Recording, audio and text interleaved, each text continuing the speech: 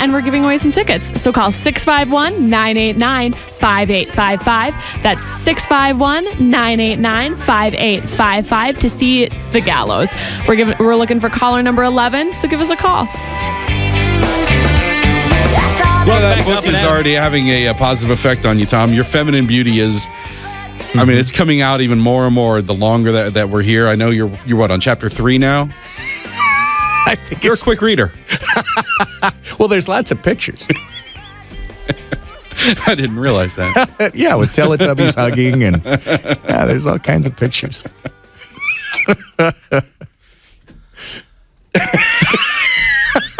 Jack, you okay over there? I'm debating whether they want to throw all of us into a pointless controversy. I think I'm going to avoid that. Yeah, I think that's probably smart. Huh? Welcome back to the show. I'm Jack. I have never seen that, by the way. What just happened, I've never seen. Inside voice, outside voice. Jack Tomzak practiced inside voice for the first time. I had a really good one yesterday I kept to myself. He's growing. Wow. It's amazing. Well, I feel like I've had a positive impact on him. You've had an impact, that's for sure. Congressman Tom Emmer in studio. If you got questions, keep them to yourself. Oh, that's not very nice. 651-989-5855.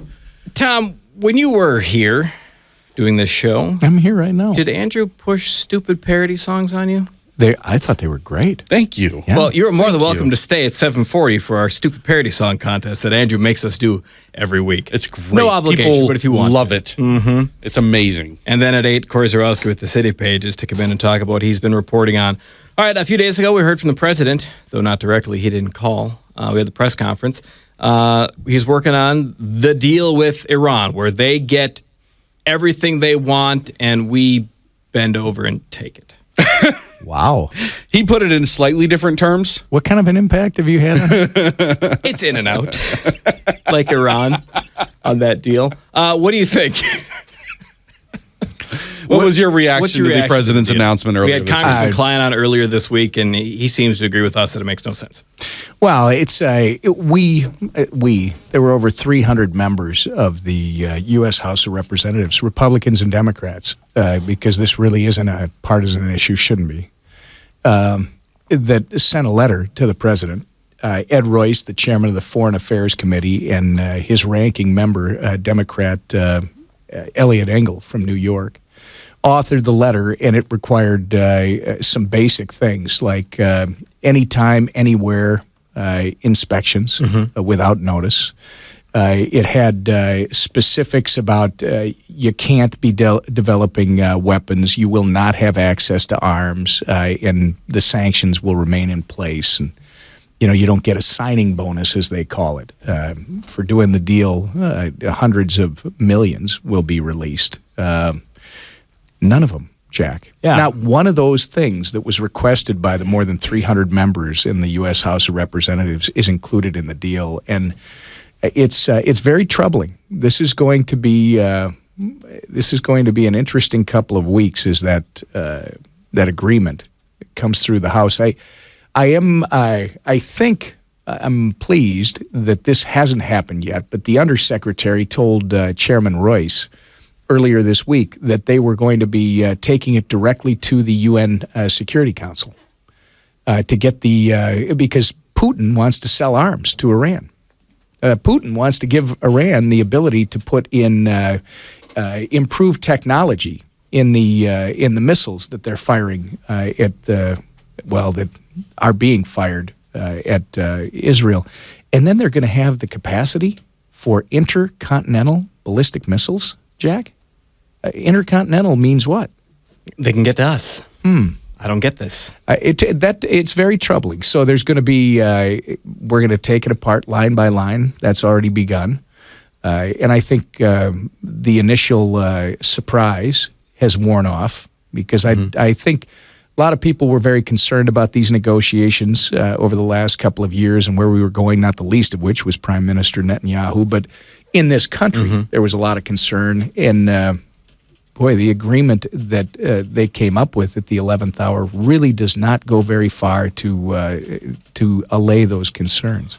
I said this the other day when we were talking with Congressman John Klein about this. If you buy into Iran wants to have nuclear power and you believe them that they're not going to use it to create weapons, if you buy all of it, there is still no reason to lift the arms embargo.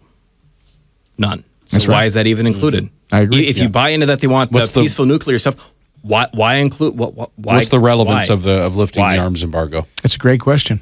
And one I do not have an answer for today. Like I said, there's a lot of us that are very troubled by the fact that there were some specific things that the elected members of Congress said to the president, we understand you're going forward with this. We would ask. And I think you can almost quantify them down to 4 specific things. Not one of them is in the agreement. So I don't think Congress is being unreasonable. And I think when it came out earlier this week, there was the initial reaction was, I was surprised. We've been talking about this forever, right? But it almost seemed like most people were stunned that they actually did this. And then they're adding, do you realize the Pentagon, I had some of the head folks at the Pentagon had testified in one of the committees last week that under no circumstances should the arms embargo ever be lifted with Iran. And then it's in the deal. How's that happen? They didn't even have notice. Yeah. Another thing I don't understand, if you buy the argument that if we don't make some kind of deal, then we've got no idea what Iran is doing, and they're going to develop nuclear weapons, and we won't know. So we need to get a system where there can be inspections. If you buy that, the fact that they can't just drop in anytime they want, the inspectors, completely blows that up too. Pardon the pun. So why? It's a great question. None of it makes any sense unless I'm missing something huge. And just try the optics. After the proposed deal is announced, there's footage Rouhani walking through the streets of a big crowd in Iran, and there are people around him and behind him with signs that say "Death to Israel, Death to the United States." What are we doing, Jack? The optics of it are baffling because you've got Syria celebrating this.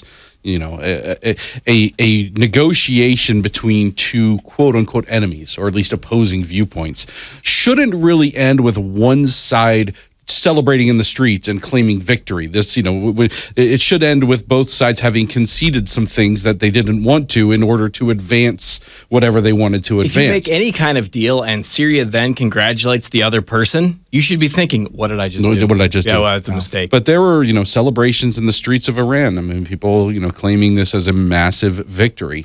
I would almost change it a little bit, Andrew, as I was listening to you, because we're not on equal footing.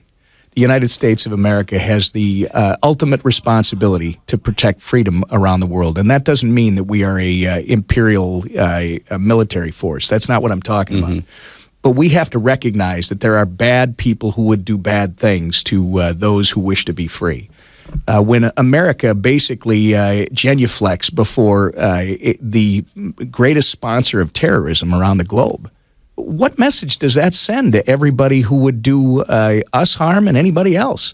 What does that say to those that would like to be dictators and the tyranny that you have?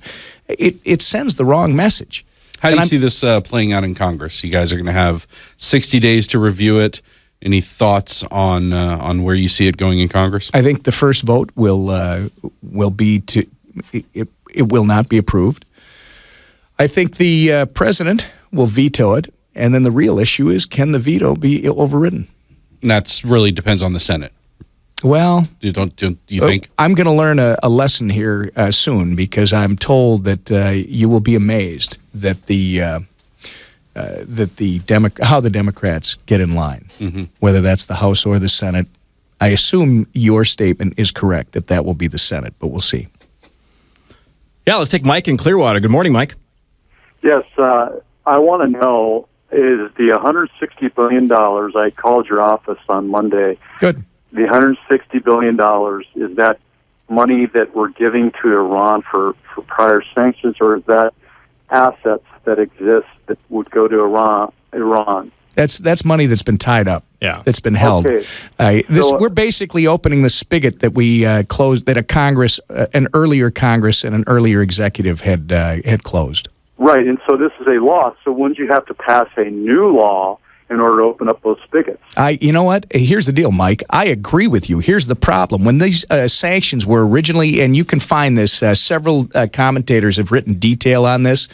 I got to remember the last one that I read, but what happened was when the sanctions were originally passed by Congress and signed into law by, I believe, President Bush, it gave the executive all kinds of authority to lift those sanctions. It was a mistake, I believe, on the part of Congress, once again delegating its ultimate authority to the executive, and now we're living with that. Because even if the guy or gal currently in office is somebody you agree with and you trust their judgment, they're not going to be president forever. Right. That's exactly right, Jack. So that's what it is, Mike, is this president, and what he's doing is he wouldn't even have done this. When John Kerry, Secretary of State Kerry, was in front of the Foreign Relations Committee that I sat on, I got to ask him, what are you going to do with it? Well, actually, it was Antony Blinken. His deputy secretary was the one that admitted to me they weren't even going to bring it to Congress. Do people remember this, that they were going to put this agreement together? They took the position that this is not a treaty. This is a quote-unquote agreement. Mm-hmm. Therefore, because it's not a treaty, Congress doesn't have anything to do with it. So they were going to take their agreement directly to the United Nations Security Council. They were going to bypass Congress. And I think they realized that, maybe the coasts are okay with this, the UN is the government of the world, but the rest of us are not. Mm-hmm. We're not happy with that. In fact, there's a lot of us that believe the UN purpose and the spirit of that organization have long since sunsetted, and you should probably disband it and put something together that is about ensuring peace around the world instead of advancing some agenda by folks that are not elected the way that we are. The only reason they ended up bringing it to Congress was Senator Corker and others, including Chair Royce and Ranking Member Engel, just made such a stink about it and got so many of the elected members of Congress to sign off that I think the Obama administration thought it'd be a public relations nightmare if they tried to follow that original course. So now here we are. We've got a president who has all the authority to lift these sanctions for the most part on his own because of the legislation that was passed previously.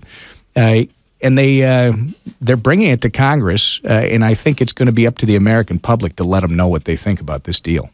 Thank you, Tom. At some point, I even asked a lefty friend of mine who's in the military what he thought about this Iran deal. He's like, because I don't think there is an argument on the other side. I think it is what Pete Hegseth, Congressman John Klein, and Tom, you have what you see it as. That's what it looks like to me. If you can read words have meaning, this deal's a bad deal. Well, what's interesting, Jack, is I was walking from the office building that I'm in to the House floor with a bunch of Democrats that happened to be in the tunnel as I was walking over 2 days ago. It's whenever too hot this started. To walk outside in a suit. Oh, jeez, it's beautiful. It's Polar bears love that in weather. The summertime. Anyway, as we're walking, the Democrats unanimously were, I'm not voting for this deal. This is a bad deal. But I had a colleague who's been there for a while tell me later, you watch, when it comes to the override vote, they tend to get in line. Fall in line? Yeah. All right. So we'll have to see. Thank you very much, Congressman Tom Emmer. Appreciate you coming in and the 2 segments.